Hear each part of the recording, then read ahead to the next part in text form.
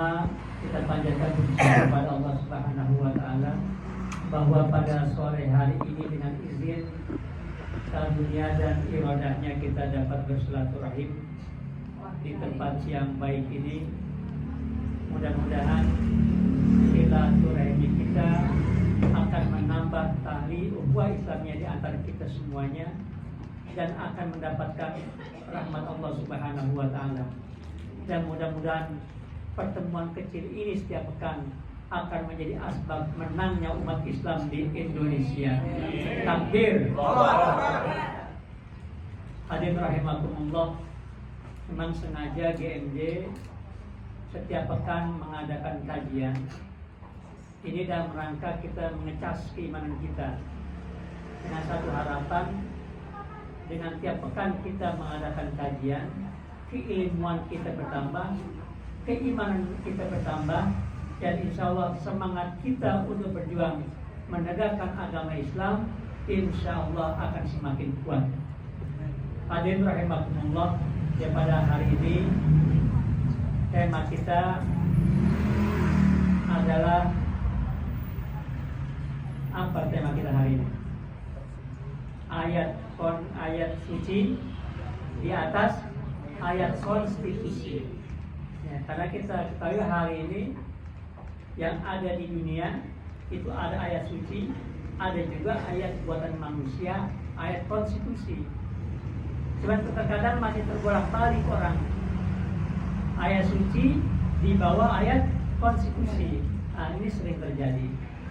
Maka pada hari ini kita mengundang dua pembicara. Yang satu ini orang yang betul-betul paham Al-Quran, karena beliau memang S1-nya sarjana Al-Quran. Beliau Buya Fikri Bareno hadir tengah kita pada hari ini.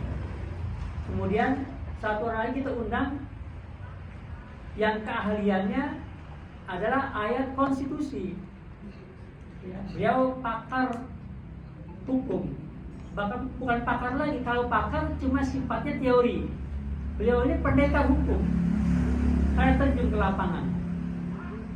Dan satu kelebihan beliau, jika para pakar hukum atau pendekar hukum itu rata-rata cuma pahamnya ayat konstitusi, hafal ayat konstitusi A sampai dengan Z, beliau di sini paham tentang ayat suci. Jadi nanti kalau antum tanya tentang apapun ayat Al-Quran yang antum tanyakan tentang ekonomi, politik, pertahanan, budaya, itu ada semua bisa dijawab oleh beliau semuanya. So, insya Allah. Nah, jadi kita angkat ini kan jangan sampai nanti kita terpesona dengan ayat-ayat konstitusi. Akibatnya kita lahir dengan ayat-ayat suci yang datangnya langsung dari Allah Subhanahu wa taala. Baik, untuk lebih syar'inya, marilah sama-sama kita buka kajian kita dengan membaca basmalah. Bismillahirrahmanirrahim. Langsung saya serahkan kepada guru kita Al-Mukarram Buya Fikri Bareno. Fadhil Buya.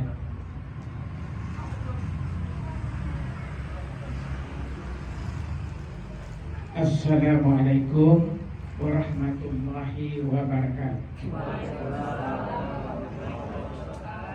Innal hamdalillah nahmaduhu wa nasta'inuhu wa nastaghfiruh wa na'udzu billahi min shururi anfusina min sayyiati a'malina.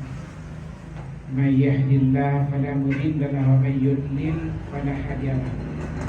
Asyhadu an la ilaha illallah wahdahu la syarika lahu wa asyhadu anna Muhammadan abduhu wa rasuluh. Allahumma salli wa sallim ala Muhammad wa ala alihi wa sahbihi ajma'in, amma ba'd.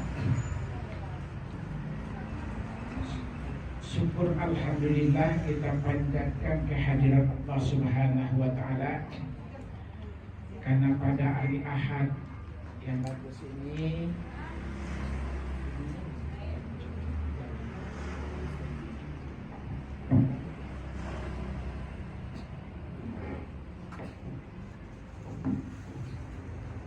karena pada hari Ahad yang baik ini kita bisa bersama melanjutkan kajian kita dengan Gerakan Muslim Jakarta yang sama-sama kita hormati Ustaz Namruddin, Ketua dari Gerakan Muslim Jakarta. Kita doakan beliau semoga sehat selalu ya Ustaz ya, sehingga Gerakan Muslim Jakarta kita, dakwah amar ma'ruf nahi munkar kita, dakwah politik kita di Jakarta ini bisa memberikan pencerahan, bisa membangun Jakarta lebih islami. Amin ya rabbal alamin. Pada kesempatan ini tema kita tadi telah disampaikan sama Ustaz Namruddin bahwa adalah ayat suci ya saya, ayat suci di atas konstitusi. Ayat konstitusi. Jadi ini adalah tema yang luar biasa yang sangat penting dalam konteks kita hari ini.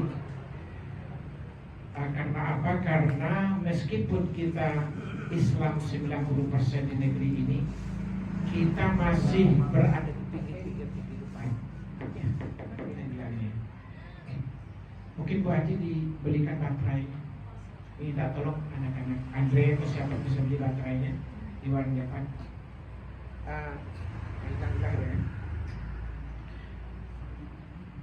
Lebih-lebih saya baru kemarin saya searching di internet ini bapak-bapak dan ibu ya. Ini mic kita ada gangguan karena mic yang benarnya dibawa sama sopirnya, kuncinya dia udah perhatikan tadi, dia berarti sekarang ini kita ambil. Itu jangan biarin aja. Justru jadi errornya. Jadi sehingga ini mic cadangnya. Kita sambil menunggu ya. Tapi bisa kedengaran nggak dari sana ya? Ya, saya kemarin baru membuka pilkada baru kita selesai Ustaz ya. Dari pilkada kita ada gubernur kita bahkan yang tadi bukan negara provinsi muslim maksud saya. Ini kan provinsi muslim ya.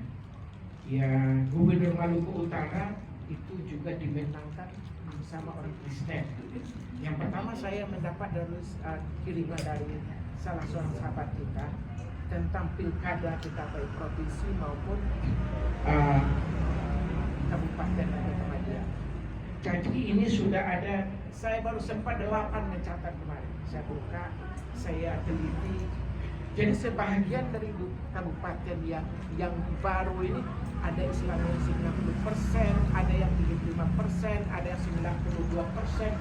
Jadi provinsi dan kabupaten wali kota muslim yang saya ketemu sudah 8 yang tadinya kepala daerahnya muslim, hari ini dimenangkan sama orang lain, dimenangkan sama mereka yang di luar Islam. Saya nggak tahu ini DKI bagaimana nih. Ini gubernur kita yang menang sekarang ini agamanya apa ya?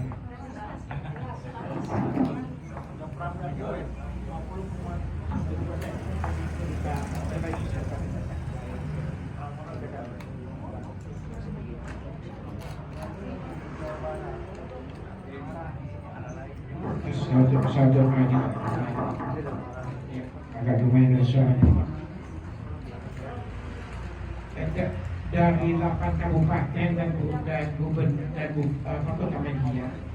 Ini yang baru saya buka. Saya ingin dalam beberapa minggu ke depan ingin meneliti provinsi-provinsi, kabupaten dan kota media lain ini, siapa yang menjadi gubernurnya di daerah-daerah kantong-kantong muslim. Ini sudah 8 Bapak dan Ibu. Jadi saya sebutkan saja, Gubernur Maluku Utara itu dimenangkan sama orang Kristen. Ya. Kemudian Bupati Belitung Timur dimenangkan juga bersama orang di luar kita. Bupati Natuna, kemudian ada Bupati Anambas, kemudian Wali Kota Singkawang, Wali Kota Batam, Wali Kota Semarang, Wali Kota Kupang. Ini berkemungkinan mereka yang menangkan. Saya kemarin baru saya verifikasi 5 nama, 5 daerah. Saya lihat internet, wah itu betul-betul mereka yang memenangkan. Jadi sebagian belum ada penetapan dari KPU. Saya tidak tahu apakah hari ini kan apakah sudah ada penetapan. Jadi intisarinya apa? Ini harus menjadi catatan kita ke depan. Jangan sampai provinsi-provinsi Muslim, kabupaten-kabupaten Muslim, kota Madinah Muslim 90%, 75%, 60% justru dipimpin orang lain. Nah ini harus konsen GMJ, makanya tadi juga saya chat itu ke grup GMJ. Mungkin GMJ ini harus kita lebarkan menjadi gerakan Muslim Indonesia. Jadi kita bisa lebih punya perhatian di seluruh provinsi-provinsi di Indonesia, menjadi konsen kita, menjadi kajian kita. Jangan sampai kejadian seperti periode yang lalu Kalimantan Barat yang Muslimnya mayoritas tapi gubernurnya orang di luar kita. Dan hari ini telah muncul sebanyak 8 nama provinsi di Kota Madinah dan provinsi yang dimenangkan orang di luar kita. Ini Ustaz. Menurut saya ini perlu menjadi perhatian, tidak hanya GMJ.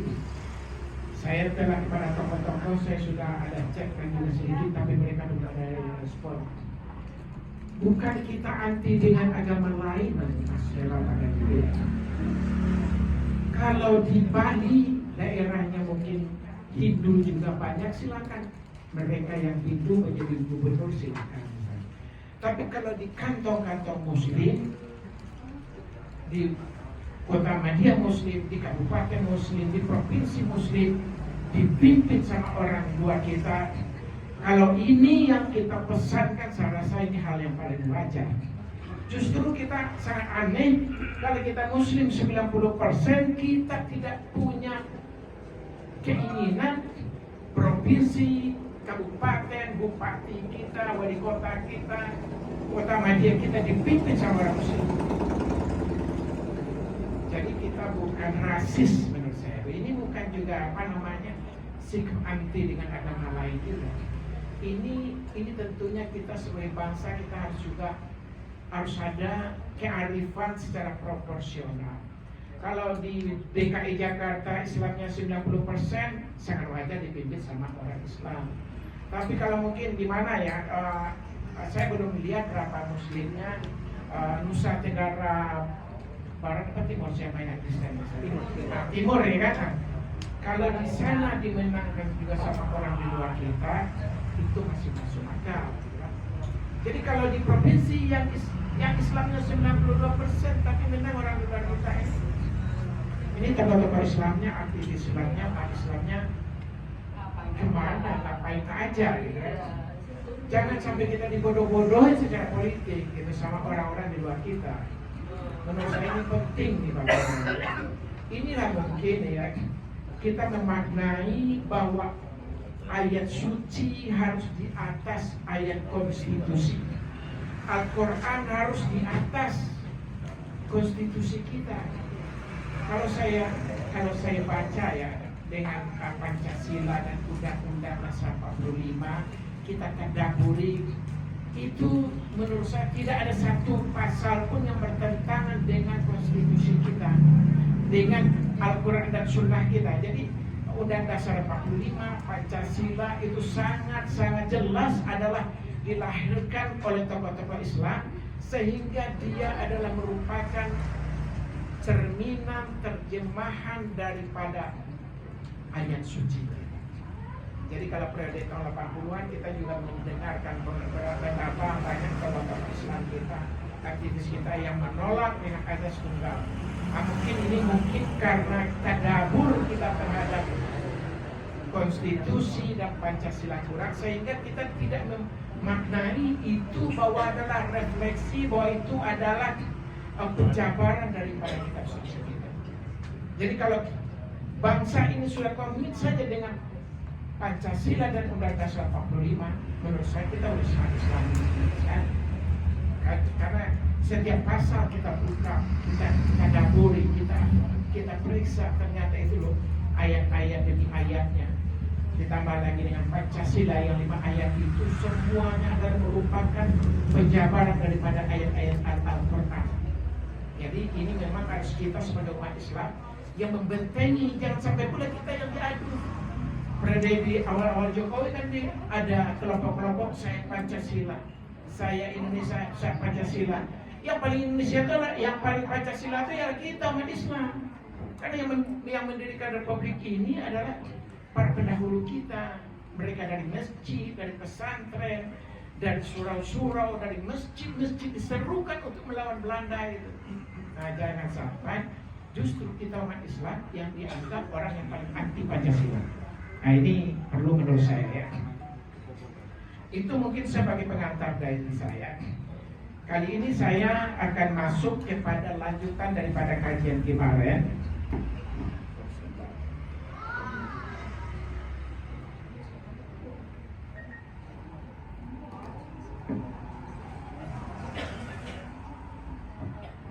Kalau kemarin kita telah mengkaji tentang apa namanya mentadaburi ayat-ayat Al-Quran, maka kali ini kita lanjutkan.